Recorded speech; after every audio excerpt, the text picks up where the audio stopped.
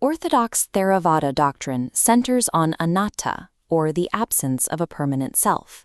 In this framework, liberation requires the complete cessation of sensory consciousness, vijnana, as it is one of the 5 aggregates that bind a person to suffering.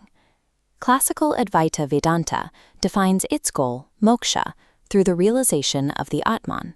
This is an eternal, universal consciousness, described as Sat Chit Ananda, existence, knowledge, and bliss.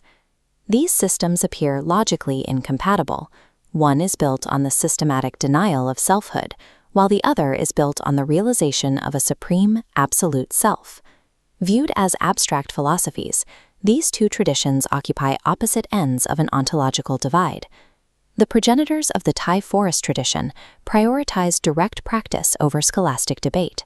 Their authority comes from a meditative path that mirrors the lives of the earliest Buddhist monks. Ajahn Mun, a central figure of this lineage, reached a state he called Vimutti Dhamma.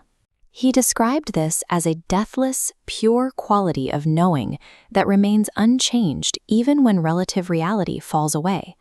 This description of the awakened state provides a Buddhist parallel to the Advaitic realization of the eternal Atman.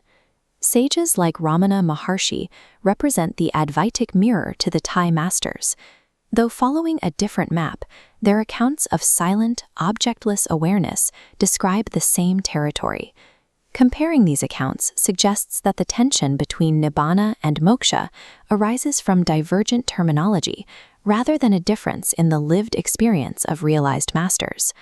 Much of the perceived conflict hinges on the English word consciousness, which conflates several distinct mental functions that ancient traditions kept separate. At the base is citta, the fundamental pre-sensory capacity for knowing. When refracted through mana and our physical sense organs, it becomes specialized into vijnana, discriminative consciousness. This fragmented awareness of sights, sounds, and thoughts is what the Buddha identifies as impermanent and not self. Both traditions agree that this fragmented sensory consciousness cannot be the true self. The disagreement lies only in whether a pure, unrefracted layer of citta remains once the senses are stilled. Standard Theravada orthodoxy maintains that no form of consciousness survives the cessation of the 5 aggregates, seeing such a claim of a slide back into eternalism. However, the Kevada Sutta and the Majjhima Nikaya 49 contain specific references that complicate this view. In these texts, the Buddha uses the term anidasana vijnana, a consciousness that is non-manifest, infinite, and radiant in all directions. The Buddha notes that this specific awareness does not partake in the all, his term for the 6 senses and their objects. While many commentators view these passages as enigmatic or metaphorical, the Thai forest masters cite them as canonical evidence for a pure awareness that exists independently of the sensory aggregates. Modern Neo-Advaita often suggests that this pure awareness can be realized through simple intellectual recognition, without the need for moral discipline or structured meditation. Classical traditions describe the Granthi knot, a deep-seated identification binding pure awareness to the mind's reactive mechanics. Severing this knot requires rigorous effort. Shankara demanded viveka vicharam, discrimination between eternal and transient. The Buddha required satipatthana, the systematic deconstruction of experience. Without this progressive deconditioning, the ego remains the hidden center of experience, even if it has adopted the language of enlightenment. Rigorous praxis is required to dismantle the focal point of the self. Without it, the no-practice path risks becoming an intellectual substitute for actual liberation. We can see how this praxis functions in real time by looking at the Buddha's famous instructions to the ascetic Bahia. In the seen, there is only the seen. In the heard, only the heard. This training forces the mind to stop adding a subject. The result is subjectless, objectless awareness. There is no longer an internal me observing an external world. There is only the event of knowing itself. Ordinary experience constantly manufactures a sense of I in relation to things.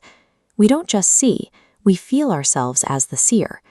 Realization requires the collapse of this observer, leaving only the pure, unallocated presence of awareness.